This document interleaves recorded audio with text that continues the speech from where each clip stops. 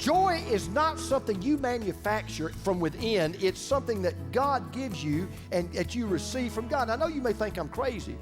And I know you're sitting there saying, well, you can't choose joy. Nobody can choose joy. Listen again to what Jesus said in John 15, verse 11. He says, I have told you this, so that my joy may be in you and that your joy may be complete. Jesus said, look, joy is a gift. Hope and encouragement for life. Hope and encouragement for life. Touching lives.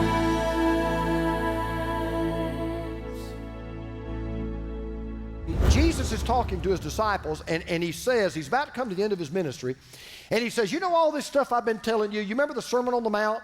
You remember the Beatitudes? You remember all these commandments I've been giving you? You remember all these principles I've been laying out? Now I want to tell you not what I've said. Now I want to tell you why I said it. And listen to what he says in John 15, verse 11. I have told you this. That's all the things I've been telling you. I've told you this so that my joy may be in you and that your joy may be complete. If you have one of those old Bibles, I call them red letter Bibles, you know the Bibles where everything Jesus said was in red. If you have one of those red letter Bibles, every time you read a red word, Jesus said, the reason why I said that, I want you to have joy. The reason why I taught the Sermon on the Mount, I want you to have joy. The reason why I did miracles and told you to write them down, I want you to have joy. Everything I ever said when I was on this planet, I said it for this reason. I want you to have joy. Now, let me tell all of you in this room, be a little sympathetic. I understand the difficulty some of you are having right now. Some of you right now are already royally ticked off at me.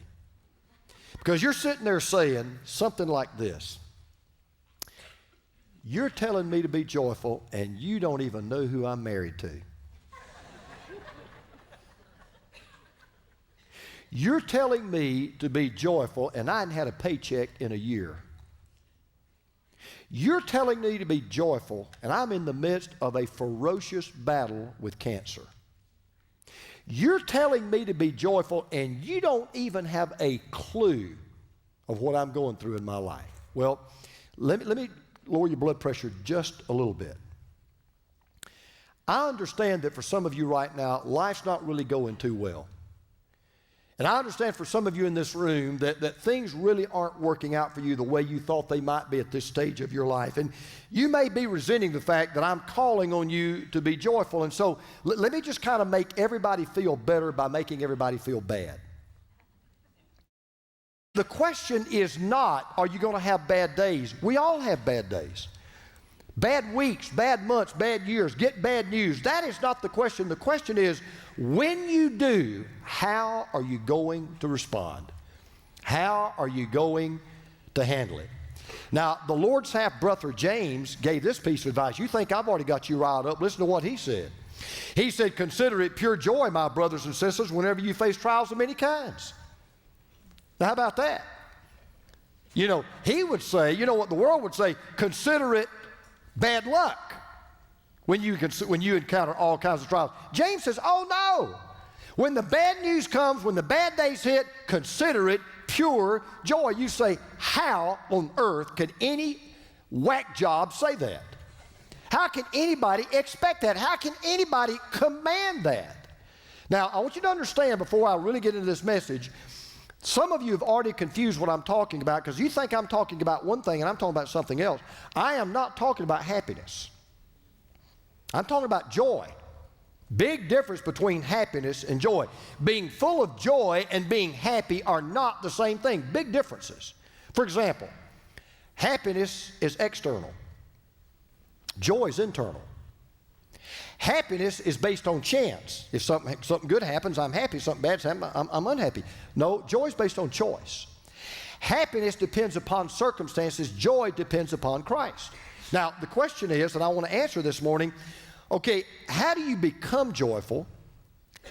And not only that, how do you stay joyful 24/7? How do you do that? How in the world can you be joyful on the inside when everything's falling apart on the outside? I want you to write this down. This is what I want you to take out the door. Once I choose Christ,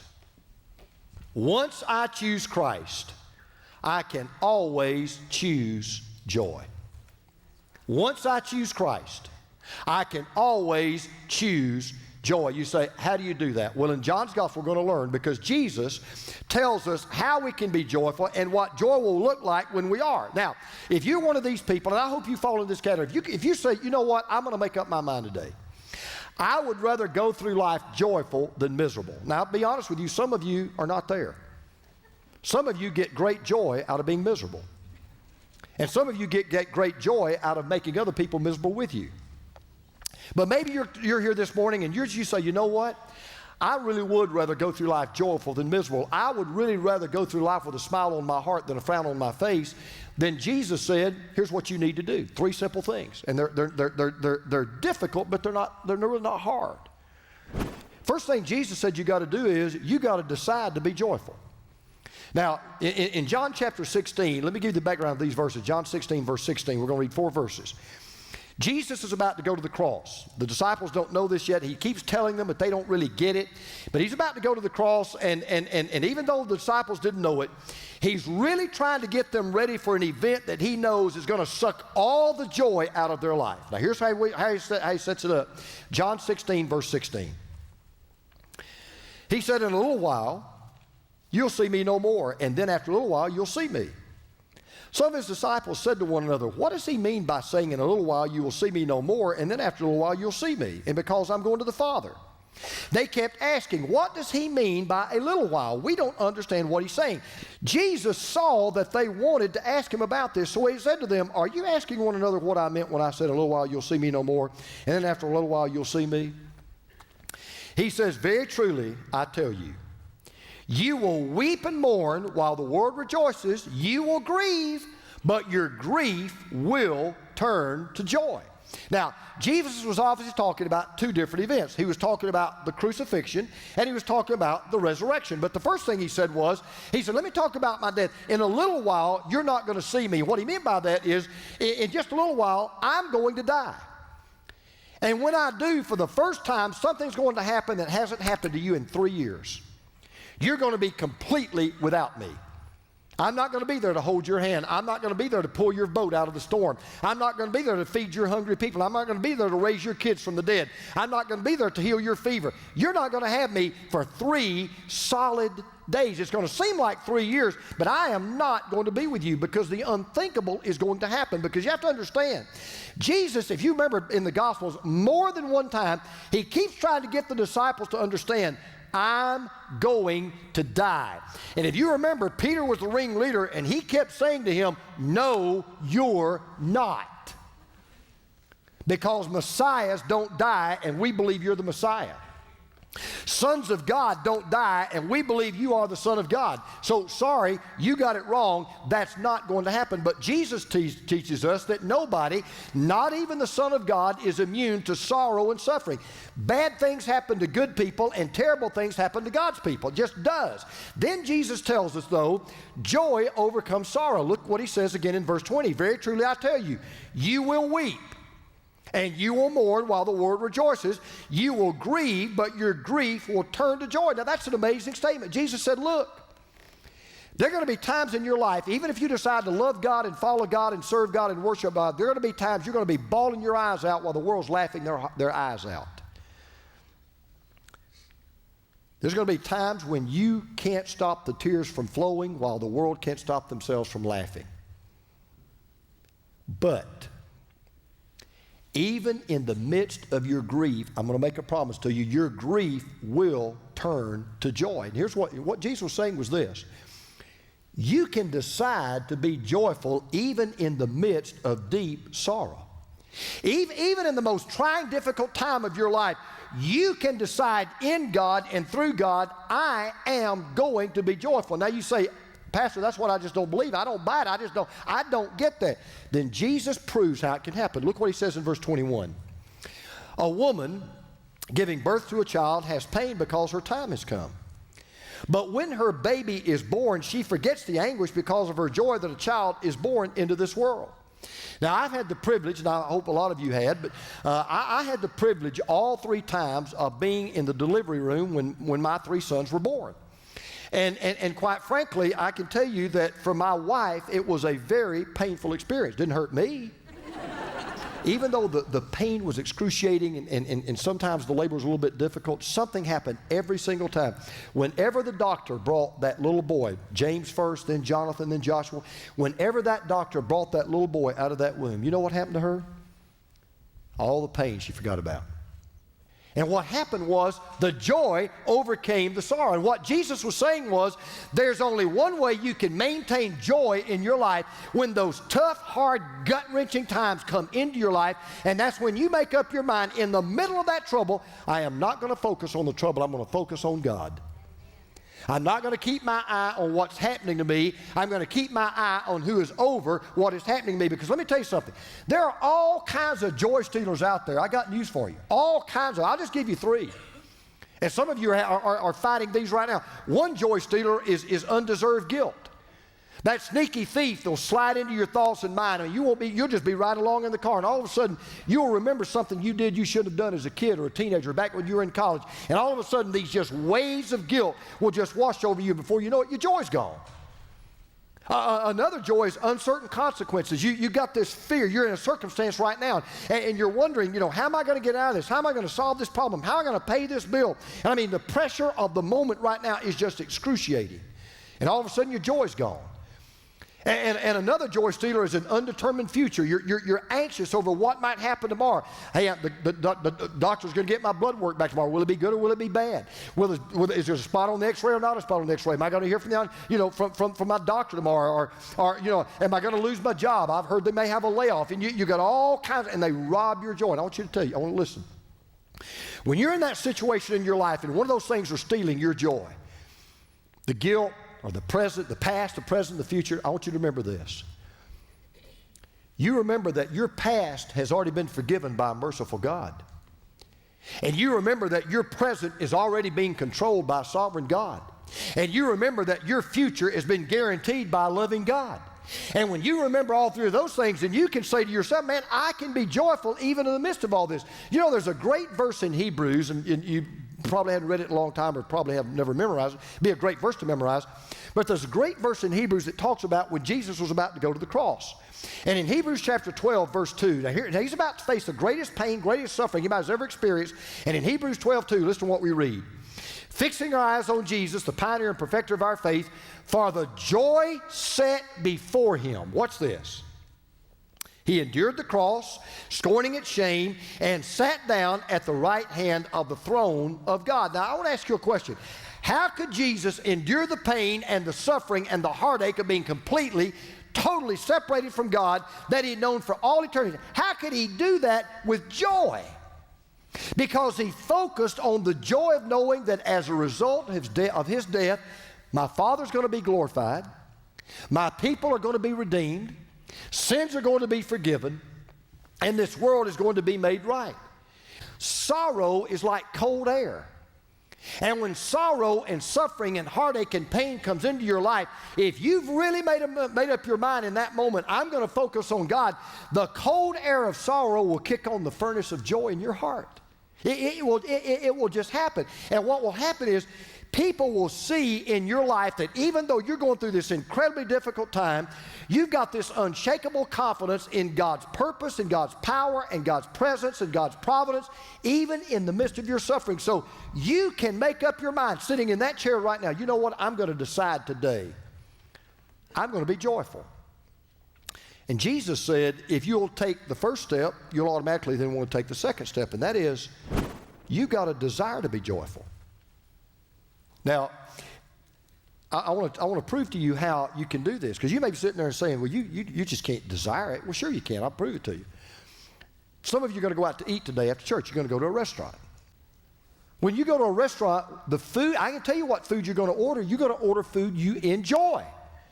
And that's, we order food and we drink certain beverages because we enjoy them. We buy things and we build things because we think they will bring us joy. Now, my question is, where does the desire to have joy come from? Where did we get that desire? Well, it's very plain. It comes from God. And if you want to be joyful, you've got to ask God to be joyful, because joy is a choice. And I want to show you how you can choose to be joyful, because I want you to understand this. I'm not telling you that you got to somehow manufacture this joy. It's not like you just strange, okay, I'm going to be joyful. If it kills me, I'm going to be. That's not what I'm talking about. Joy is not something you manufacture from within. It's something that God gives you and that you receive from God. And I know you may think I'm crazy. And I know you're sitting there saying, well, you can't choose joy. Nobody can choose joy. Listen again to what Jesus said in John 15, verse 11. He says, I have told you this, so that my joy may be in you and that your joy may be complete. Jesus said, look, joy is a gift. And what he's saying is, I want to give you my joy so that your joy may be complete. Every morning when you get out of bed, you have the right and you have the ability literally to pray this prayer. You can get up every morning before you get out of bed. You can say, Lord, today, would you give me your joy? And would you make my joy complete? You say, how do you know you can do that? Real simple. Jesus said in the Lord's Prayer, one of the things we can ask God for every day is our daily bread. Well, if you can ask God for bread, you can ask God for joy.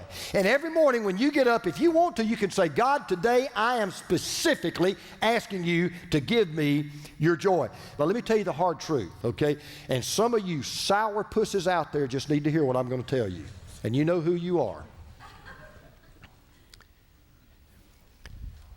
If you don't want to be joyful, you won't be. If you get up in the morning and say, I choose not to be joyful, you won't be joyful. And if you don't choose to be joyful, you can't be joyful. And if you can't be joyful, you won't be joyful. On the other hand, if you want to be joyful, you will be joyful. If you choose to be joyful, you can be joyful. And if you can be, you will be. But you've got to choose to be. And the bottom line for every follower of Jesus Christ is this. I've already said it. Once I choose Christ, I can always choose to be joyful. Always. That's exactly what the Apostle Paul meant in Philippians 4:4. Rejoice in the Lord. What's that next word? Always. But the economy's bad. But my 401k is down. But the x-ray came out bad. My blood work is terrible. My wife just walked out. Rejoice in the Lord. Always, again, I will say rejoice. No, you can't always rejoice in your circumstances. I get that. You can't always rejoice in the economy. You can't always rejoice in your 401k. You can't always rejoice in your bank account. You can't always rejoice in your blood work. I get all that. But you can always rejoice in the God who's over all that stuff. So you can decide to be joyful. You can desire to be joyful. And then one last thing Jesus said, you can determine to be joyful. You can determine it. Now, I want you to understand, I use that word determine on purpose. You don't determine with your feelings, you determine with your will. See, happiness is a feeling. Let me help you with something. Whoever said, don't worry, be happy, is a whack job. That guy's a whack job. I mean, can I tell you something? If I went to my doctor, if I went to Dr. Gasaway tomorrow and I went in and I said, Dr. Gasaway, I feel terrible. Well, what's wrong? And he took my temperature. I had a 103-degree fever, blood pressure's elevated, runny nose, red eyes, shaking like a leaf. If all my doctor did was look at me and say, feel better. Are you kidding me? That's all you got? That's the only bullet you got in your gun? Feel better? I mean, can you imagine coming to see me as your pastor? Man, I'm depressed. Well, feel happy. Bye-bye. Have a good day. I mean, that's crazy. But joy is different. The word for joy, used 74 times in the New Testament, it represents, listen, a delight in the heart that is based on spiritual realities. So let me ask you a question, and it's a fair question, and you have a right to the answer. Why must a true Christ follower be joyful? Not why can you be, not why should you be. I'm asking this question. Why must you be if you are a true follower of Jesus Christ? Let me tell you why. Let me tell you why if you're a true follower of Jesus Christ, you can't help but be joyful. You can't help it. The reason is because God is joyful. And if you're full of God, you'll be full of joy. It's just that simple. God's joyful. And if you're full of God, you'll be joyful. Now, I know most of us didn't grow up with the idea of God being a joyful God. I know some of us grew up in one of these churches where the favorite topic was hell. And you grow up and you've got this idea that God is sitting up on his throne with a lightning bolt in his right hand, and he just loves to zap people and get out of line. That's what he does all day long. Gotcha! And that's what you think. Well, I want you to listen to how God is described in a book that I bet most of you have maybe never read or hadn't read in a long time. It's an ancient book called Zephania. And in Zephaniah chapter 3, verse 17, listen to what the Bible says. Listen, this is unbelievable. The Lord your God is with you. Let me just stop right there. That's enough to fill you full of joy. Man, God's with me. The mighty warrior who saves. Now watch this. He will take great delight in you. You know what that word delight literally means in the Hebrew language? You won't believe this. This is unbelievable. The word delight literally means to jump up and down. He is full of delight. Keep reading. He delights in you. In his love, he will no longer rebuke you. But now watch this. Will rejoice over you with singing. Anybody ever told you God sings? God sings. What does he sing about? Us. He is so full of joy that we have accepted him, that we are in his family, that we love him, that we worship him. He is so full of joy, he sings over us. Listen, joy is not just something you get from God. Joy is something you catch from God. It's contagious. And the more you're filled with God, the more you'll be filled with joy. As a matter of fact, can I just be honest with you? You can be happy without God. You can't have joy without God. That's why Jesus goes on to say in the 16th chapter of John, verse 22, so with you, now is your time of grief, but I will see you again, and you will rejoice, and no one will take away your joy. Here's what Jesus said. Now, they didn't know what he was talking about. He said, look, yeah, I'm going to die, and for 3 days you're not going to see me, but I'm going to come back. And you're going to see me again like you've never seen me before, and when you do, two things are going to happen. Number one, he said, you will rejoice. Not you may, you will. He said, you can't even help from having joy. He says, as a matter of fact, once you meet me as the resurrected Lord, you can no more keep from joyful than the sun can keep from shining. You will rejoice. And then he says this. He said, and your joy will be permanent. Listen, he said, nobody can take away your joy. I mean, people who are determined to be joyful pay no attention to the weather, the days of the week, how old they are, the economy, the interest rates, deficits. They just are determined to be joyful. Now, as I kind of wrap all this up, let me just go back. I got to tell you one other thing, because otherwise this sermon will be incomplete. There is one thing that can rob you of your joy. If you're a follower of Jesus Christ, there is one thing. Not only, matter of fact, let me make it stronger. It not only can rob you of your joy, it will rob you of your joy. It will suck all the joy out of you like a gigantic vacuum cleaner. Let me tell you what that is in case you don't know. It's not sorrow. Jesus already proven you can have sorrow and be full of joy. It's not sickness. Trust me, in my ministry, I've been around a lot of sick people who knew they were dying and knew they wouldn't get out of the hospital. They were full of joy. It's not sickness. It's not suffering. It's not sadness. The one thing and the only thing that can take the joy out of your life is sin. And sin will do it every single time. Let me prove this to you. Go back to John, in John 15. Let me go back to put two verses together as we close this thing. John 15, verse 10. If you keep my commands, you will remain in my love, just as I kept my Father's commands and remain in his love. I've told you this so that my joy may be in you and that your joy may be complete. Jesus ties joy to obedience. He said, let me tell you how this thing works. He said, it's not real complicated. When I tell you to do something, you do it. When you do it, you'll have a clear conscience. You have a clear conscience, you won't feel guilty. You won't feel guilty. You'll be full of joy. You'll be full of the joy of knowing that I'm right with you and you're right with me. As a matter of fact, one of the commands we're supposed to obey is to be full of joy. 1 Thessalonians 5:16 says this, say it like this, always be joyful. Always. Not always be happy, always be joyful. The only thing that can take away your sin is your joy is sin. And the biggest sin is when you refuse to be joyful. See, joy is a barometer of your relationship to God right now. If you don't think you have a reason to be joyful today and you're really a follower of Jesus Christ, let me just close with these words. A ticket to heaven no feet can take. An eternal home no divorce can break. Every sin of your life has been cast into the sea, and every mistake you've made is nailed to the tree. You're blood bought and heaven made, a child of God forever saved. So be grateful, joyful, for isn't it true? What you don't have is much less than what you do. So be joyful. The sweet song of a mockingbird symbolizes joy. Once you live life in freedom, a serene sensation you don't realize until you have it.